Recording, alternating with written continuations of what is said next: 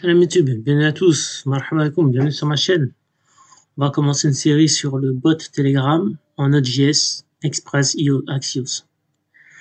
On va couper la séance en plusieurs parties, on va faire des vidéos qui sont assez courtes pour pas être trop long et on va essayer de thématiser tout ça, Inch'Allah. Donc la première des choses, c'est d'avoir Telegram, d'avoir sa chaîne. Ensuite, là vous mettez bot faveur. Bot faveur. Et là, quand on met bot faveur, on a ceci. Ok. Donc on a un peu plus haut, il nous donne deux supports. On a les infos ici, donc les infos pour l'API, les infos pour les bots Telegram. On verra ça plus tard, Inch'Allah.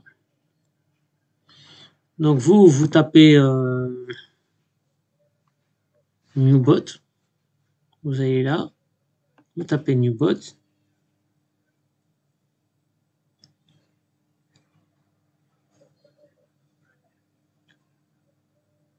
On va pas le faire.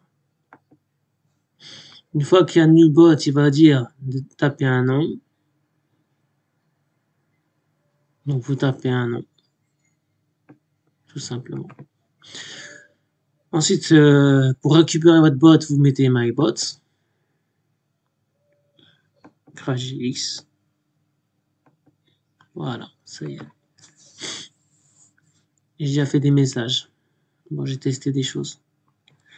J'espère que j'ai pas été trop vite. Jusque là, tout va bien. Vous avez un token. Donc on revient en arrière. Quand vous créez votre bot, vous avez un token. C'est ici. Ok, vous avez un token. Ce token, il va servir juste pour le cours. Après, je vais refaire un vrai bot. Donc là, c'est vraiment pour... D'accord, donc vous avez ce token là, c'est très important. Il va nous servir pour notre code. Ok.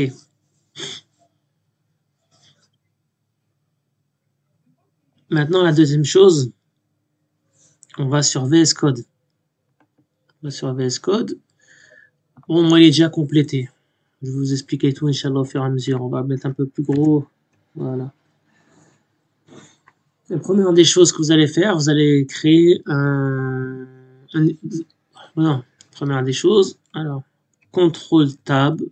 Vous allez dans le PowerShell. On va tout clear. Ensuite, vous faites un npm init. Tapez un plus gros. Voilà, npm init. Ensuite, vous mettez yes, yes, yes, yes, yes. Ça va vous donner un package JSON. Le package JSON, il va être comme ça. Voilà, votre package JSON va être comme ça. J'ai pas encore mis les dépendances. Les dépendances, je les mets tout de suite après. Moi, j'ai mis un nom. Là, c'est la première version. J'ai mis une description. Le main, c'est index.js. Oui, puisque nous, on travaille sur index.js. Voilà. CTRL Tab.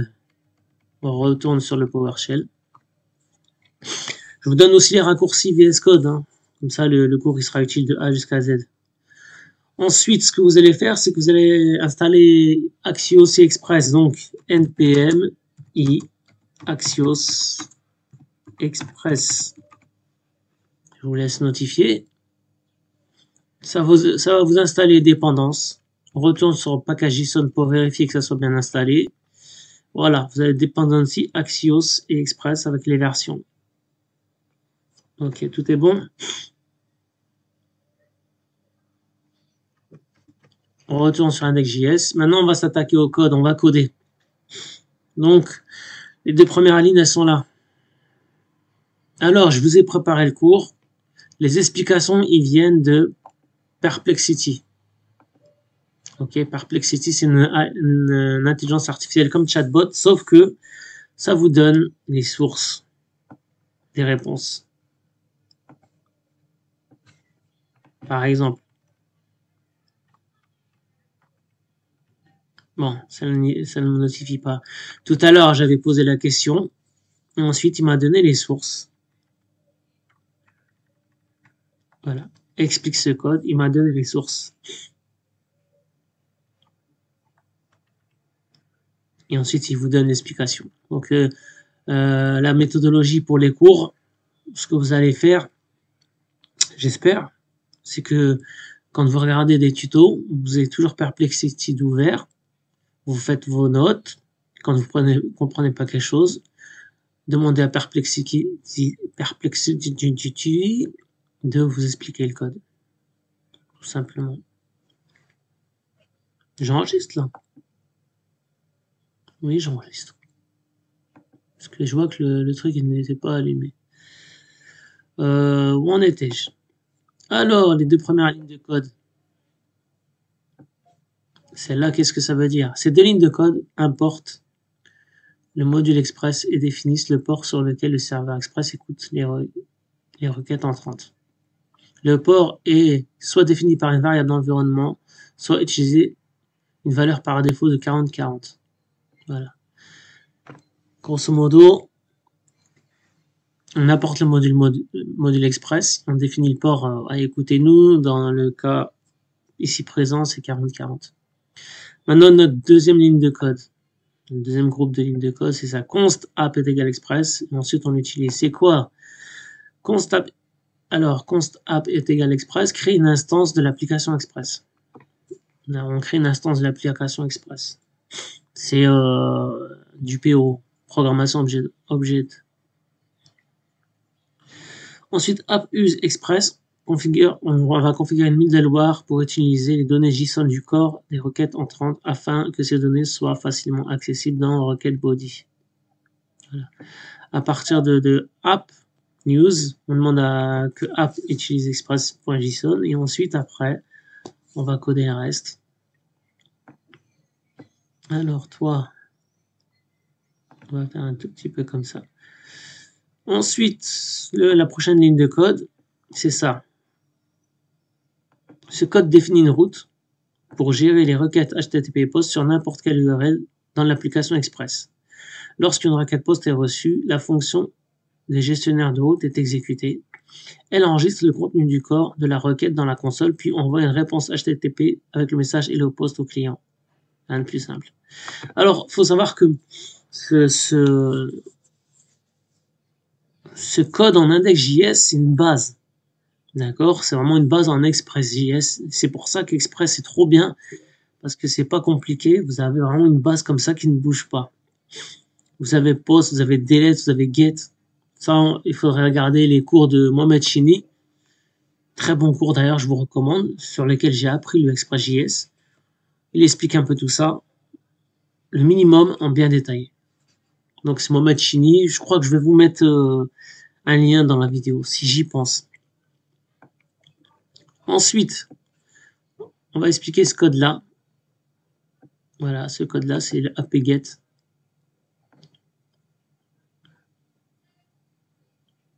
apt-get.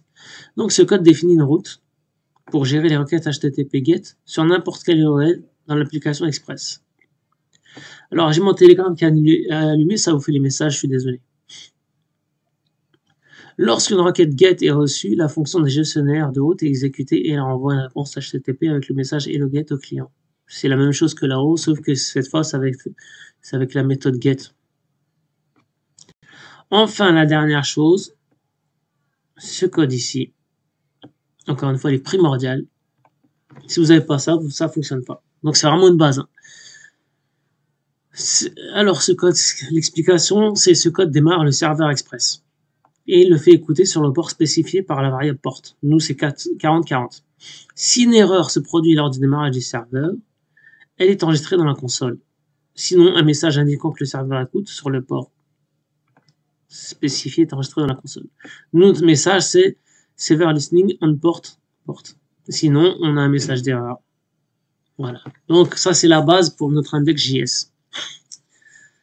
Alors, j'ai oublié quelque chose, c'est que j'ai créé un fichier gitignore qui est ici. Et j'ai mis notre module. Alors ça, c'est pour quand je vais mettre... quand le code il sera finalisé entièrement, le programme il sera finalisé entièrement, je le mettrai sur GitHub pour faire profiter les gens. Et le git ignore, c'est pour que notre module soit pas téléchargé, parce qu'il prend énormément de place. Voilà. On peut l'effacer, on n'en a pas besoin là. On peut le supprimer de la console. Voilà. Prochaine étape. Moi, j'ai McAfee. Donc, McAfee, il faut le désactiver ou le supprimer, comme vous voulez. Moi, je vais juste le désactiver parce qu'il est hyper opérationnel. C'est-à-dire que pour la suite des opérations, il me bloque le ngrot, ce qu'on va faire tout de suite. Donc, ce que vous faites, vous allez ici, vous mettez programme, ensuite vous ajoutez, vous allez ici. Là, je vous montre comment supprimer. Bon, je le déconseille, ne supprimez pas. Ensuite, vous allez voir sur McAfee, ici, désinstaller. Je vous le déconseille. Moi, ce que j'ai fait, c'est que je l'ai supprimé. Il est là. McAfee, il me dit vulnérable, c'est normal. Je l'ai supprimé parce que il m'a fait un bazar tout à l'heure, c'était pas croyable. J'ai dû refaire tout ce que je devais à faire. Bon, maintenant, deuxième étape. Deuxième étape. On va ici. Oui, j'ai encore oublié quelque chose. Moi, je travaille avec le Pomodoro. Donc, c'est un système de travail de 25 minutes, 5 minutes de repose, 25 minutes de travail, 5 minutes de pause que j'ai pas activé. C'est important pour vous faire des cycles de travail. Sauf quand c'est un gros projet. Des fois, quand c'est un gros projet, ben, je vois 1 heure et demie passer comme ça, tac. Donc, je m'en rends pas compte. Sinon, quand c'est des cours, je fais le Pomodoro, je suis organisé, je sais ce que je fais, je notifie tout. C'est utile pour évoluer. Maintenant, on va dans ngrot. J'ai oublié encore de préciser, on travaille sur Windows. Donc, la manière de travailler sur Windows pour ngrot est différente de Linux. Là, ou de Mac. Moi, le tuto, c'est un tuto anglais que j'ai vu en Mac. Après, j'ai dû me débrouiller pour l'adapter au Windows, ce qui n'était pas très compliqué au final. Alors, ngrok.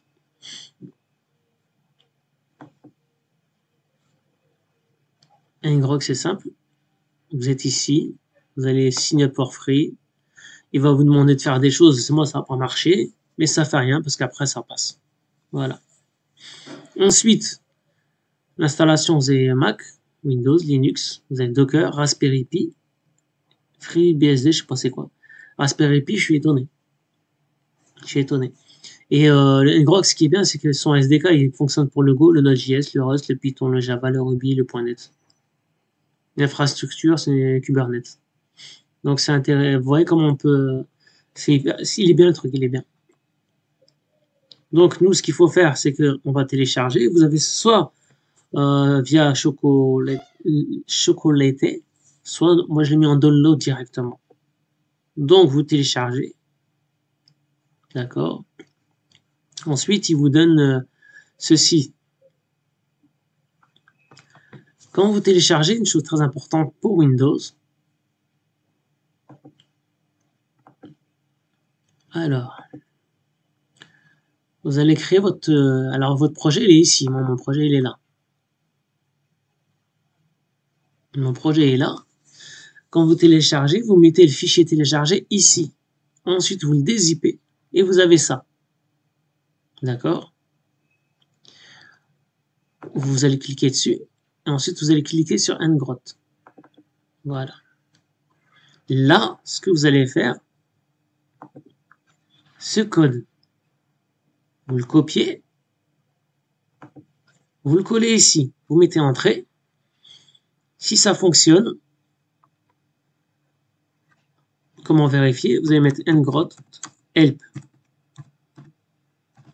Voilà. Si vous avez ça, c'est que ça fonctionne. Si vous n'avez pas ça, ça ne fonctionne pas. Tout simplement. Ok, donc on va le laisser allumer. Ça, on n'en a plus besoin. Et je crois que c'est tout.